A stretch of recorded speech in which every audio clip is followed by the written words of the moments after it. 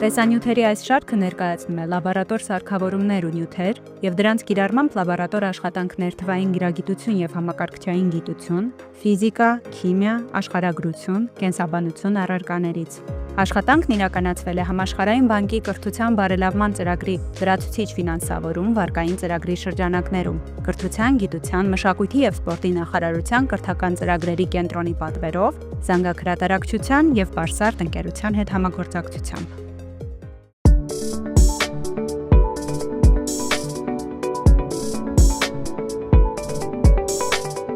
Ողջույն։ Այս լաբորատոր աշխատանքի ընթացքում մենք կպատրաստենք ստանդարտ մոլային կոնցենտրացիայով լուծույթներ։ Նատրիում քլորիդի տարբեր կոնցենտրացիաներով լուծույթների պատրաստման օրինակով կպարզենք, թե ինչպես կարելի է պատրաստել որևէ նյութի տրված կոնցենտրացիայով լուծույթը։ Լուծույթ պատրաստելու համար մեզ անհրաժեշտ է իմանալ լուծույթի ծավալը V-ն, լուծույթի կոնցենտրացիան C-ն, տվյալ նյութի մոլային զանգվածը M-ը։ Ըստ այս տվյալների, տվյալ նյութից ինչ M զանգված պետք է վերցնել V լիտր ծավալով C մոլար կոնցենտրացիայով լուծույթը ստանալու համար։ Փոքր M-ը հավասար է C անգամ V անգամ M։ Այսօր մենք կպատրաստենք նատրիումի քլորիդի, կերակրի աղի տարբեր մոլային կոնցենտրացիաներով լուծույթներ և կհամեմատենք դրանց էլեկտրահաղորդականությունները։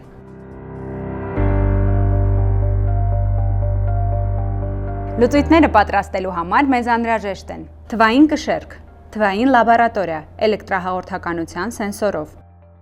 Թվային լաբորատորիայի աշխատանքին մանրամասն կարող եք ծանոթանալ անցնելով նկարագրության բաժնում տեղադրված հղումով։ Քիմիական բաժակ 100 մլ, փորձանոթներ, փորձանոթների կանգնակ, յուղաթուղթ կամ սպիտակ թուղթ, ձագար, գդալ, ապակյա ձող, լվացման սրվակ, թորած ջրով, նատրիում քլոր, նյութերի մոլային զանգվածները ցույց տվող աղյուսակ, հաշվարկների և ստացված տվյալները գրանցելու համար, թուղթ և գրիչ։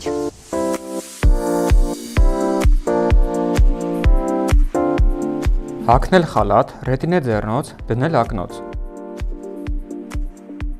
Նյութերը վերցնել փոքր չափաբաժիններով, օգտագործել մաքուր լվացած, չորացած քիմիական տարաներ։ Փորձից ստացված թափոնները տեղափոխել նախատեսված տարաների մեջ։ Փորձն ավարտելուց հետո ձեռքերը լվանալ օճառով։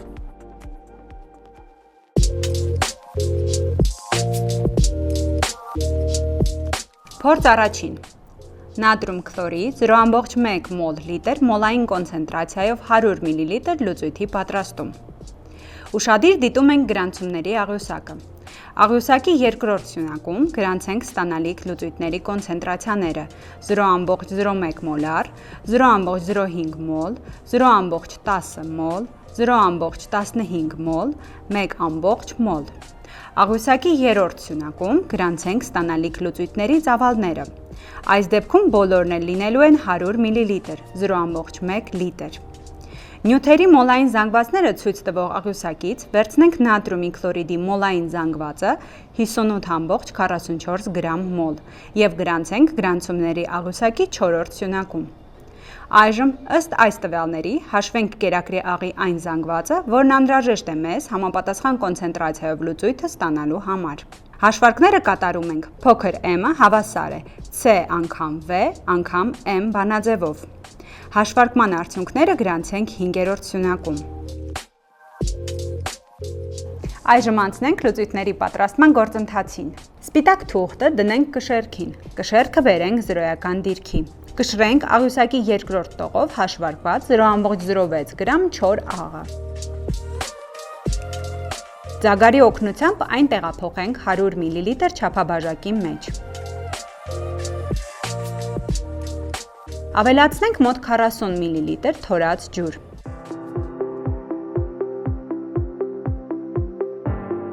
Ստացված լուծույթը խառնենք ապակյա ձողով, շրջանաձև շարժումներով մինչև նյութի լրիվ լուծվելը։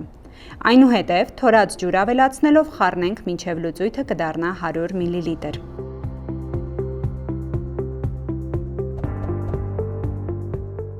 Էլեկտրահաղորդականության սենսորը միացնենք թվային լաբորատորիային և կախենք ամրակալից։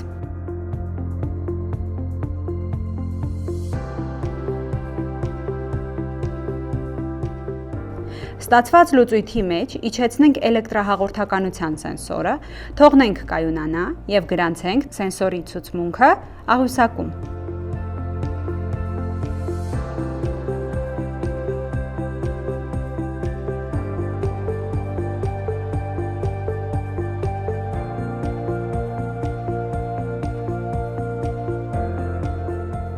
Լուծույթը լցնենք անոթի մեջ, փակենք այն եւ մակնշենք նատրիում քլոր 0.01 մոլ։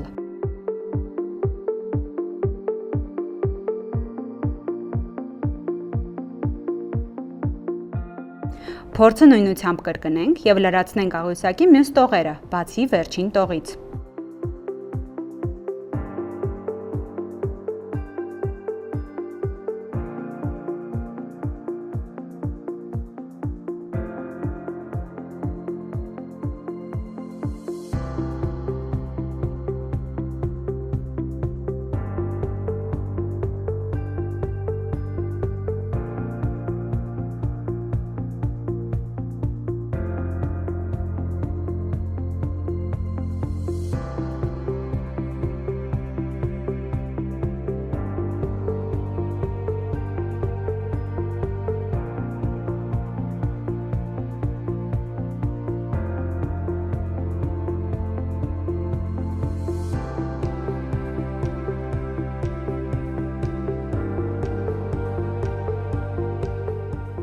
Զրոամբողջ 5 մոլար կոնցենտրացիան պատրաստենք, օգտվելով արդեն ունեցած 1 մոլար կոնցենտրացիայով լուծույթից։ Բաժակի մեջ լցնենք 50 մլ 1 մոլար կոնցենտրացիայով լուծույթից։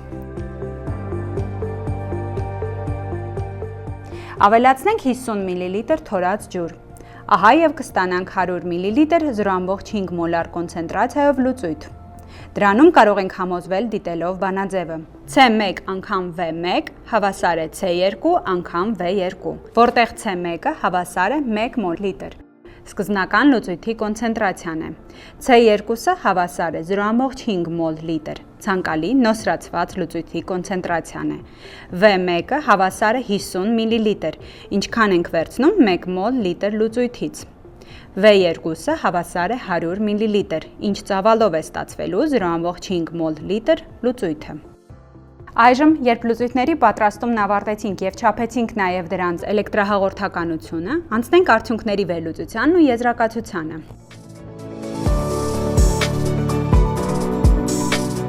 Այս փորձի ընթացքում մենք պատրաստեցինք նատրիումի քլորիդի լուծույթներ։ Յուրաքանչյուր լուծույթի էլեկտրահաղորդականությունը չափեցինք թվային լաբորատորիայի օգնությամբ, համապատասխան սենսորով։